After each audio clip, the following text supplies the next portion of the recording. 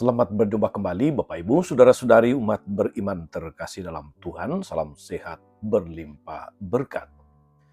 Hari Rabu tanggal 9 April 2025. Saya mengajak kita sekalian merenungkan kutipan Injil Yohanes bab 8 ayat 31 sampai 42. Terdengarkan sabda Tuhan dalam nama Bapa dan Putra dan Roh Kudus. Amin. Sekali peristiwa Yesus berkata kepada orang-orang Yahudi yang percaya kepadanya, "Jikalau kamu tetap dalam firman-Ku, maka kamu benar-benar murid-Ku, dan kamu akan mengetahui kebenaran, dan kebenaran itu akan memerdekakan kamu."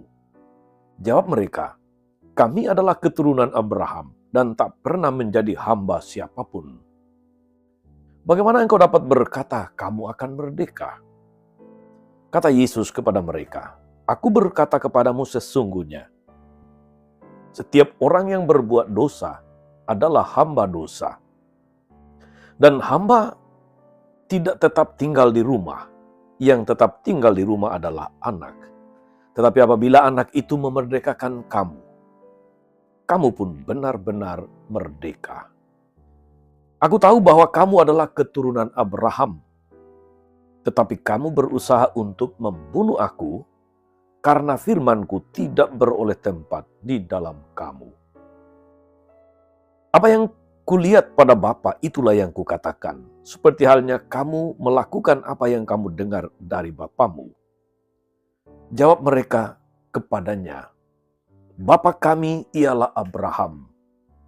Kata Yesus, "Sekiranya kamu anak-anak Abraham, tentulah kamu mengerjakan pekerjaan yang dikerjakan oleh Abraham. Tetapi yang kamu kerjakan ialah berusaha membunuh aku. Aku, seorang yang mengatakan kebenaran kepadamu, yaitu kebenaran yang kudengar dari Allah. Pekerjaan yang demikian tidak dikerjakan oleh Abraham. Kamu mengerjakan pekerjaan bapamu sendiri." Jawab mereka, "Kami tidak dilahirkan dari zina. Bapa kami satu, yaitu Allah." Kata Yesus kepada mereka, "Jikalau Allah adalah Bapamu, kamu akan mengasihi aku. Sebab aku keluar dan datang dari Allah. Dan aku datang bukan atas kehendakku sendiri, melainkan Dialah yang mengutus aku." Demikianlah sabda Tuhan. Bapak Ibu Saudari-saudara umat beriman terkasih dalam Tuhan, orang-orang Yahudi menolak ajaran Yesus, menolak Yesus sebagai Mesias Putra Allah, dengan membeberkan fakta bahwa mereka orang merdeka berdasarkan garis keturunan, yaitu keturunan Abraham. Realitasnya mereka pernah menjadi budak di Mesir dan di Babilonia. Namun, keyakinan mereka senantiasa mengatakan bahwa walaupun badan diperbudak, mereka tetap kaum yang merdeka sebagai bangsa pilihan Allah. Itu adalah semacam kredo orang Yahudi. Namun Yesus tidak berbicara tentang perbudakan jenis ini. Sebagai turunan Abraham, mereka seharusnya beriman seperti Abraham. Kita tahu saudara-saudara, Abraham adalah bapa orang beriman. Mengaku sebagai keturunan Abraham seharusnya juga berarti mengaku sebagai orang yang beriman seperti Abraham. Dan buah dari iman itu adalah pengingkaran terhadap dosa. Kenyataannya mereka bahkan mau membunuh Yesus, menolak firman-Nya, menolak kesaksiannya. Mereka berdosa dan menjadi budak setan, menjadi budak dosa. Perbudakan inilah yang tidak mereka sadari. Perbudakan ini tidak mereka sadari dan Yesus mau membebaskan mereka. Tetapi penolakan itu menunjukkan bahwa mereka lebih suka menuruti setan. Mereka lebih suka berada di bawah perbudakan dosa. Saudari-saudara, umat beriman terkasih, pertanyaan untuk kita adalah, apakah kita juga membiarkan diri menjadi budak setan? Dalam arti menjadi budak dosa.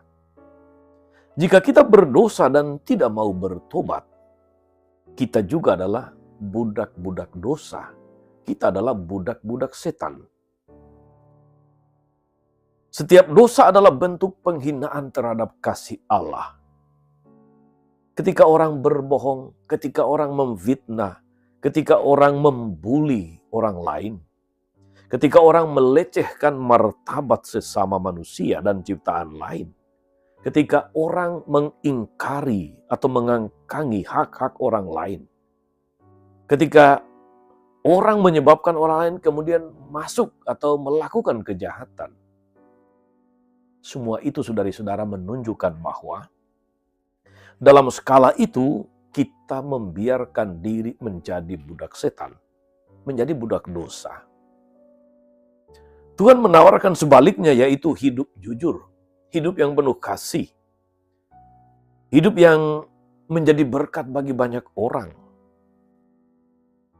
hidup yang menghindari kesempatan berdosa dan sebagainya, yaitu dengan mendengarkan Dia, melaksanakan firman-Nya. Pada prinsipnya saudara-saudari, jalan Yesus mengarah atau membawa orang kepada kemerdekaan sejati, yaitu kehidupan. Tetapi jalan setan itu menuju atau mengarah kepada kebinasaan, mengarah kepada kehancuran. Siapa yang ingin memuaskan hawa nafsu semata-mata, dia menuruti jalan setan dan bergerak menuju gerbang kehancuran, gerbang kebinasaan. Karena itu saudari-saudara, kita membutuhkan Yesus membebaskan kita dari perbudakan dosa. Persoalannya adalah, maukah kita membuka diri untuk bertobat?